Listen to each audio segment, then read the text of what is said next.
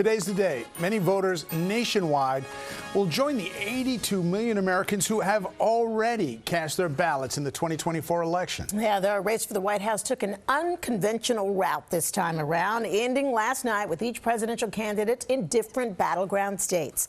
ABC's Christiane Cordero has the latest from the White House.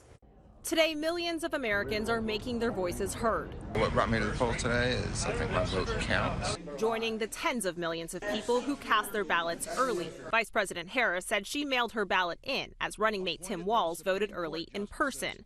And today, former President Trump and his running mate J.D. Vance went to their polling places.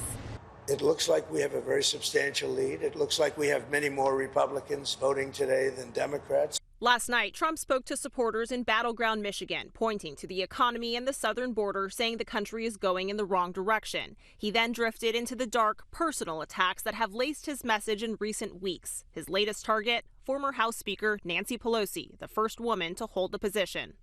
She's an evil, sick, crazy. It starts with a B, but I won't say it.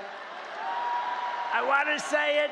In the 107 days since launching her campaign, Harris focused on access to reproductive rights and tax incentives for the middle class. In her final rally in Pennsylvania, she leaned on her celebrity supporters to drive voters to the polls, from the Roots to Katy Perry, Lady Gaga, and Oprah. Harris continued her closing strategy to not mention Trump by name. Her campaign says she's trying to end on a positive note, as she delivered remarks on top of the so-called Rocky Steps in Philadelphia. And here at these famous steps, a tribute to those who start as the underdog and climb to victory. Tonight, Trump's campaign will be set up in West Palm Beach, Harris in Washington, D.C., at her alma mater of Howard University. That's what my focus is right now today, I must admit, which is making sure everybody knows the power of their voice through their vote. And Dixville Notch, New Hampshire has a nearly 60-year tradition of voting in person at midnight, which all 6 of their registered voters did. The results? Trump 3, Harris 3, a tie.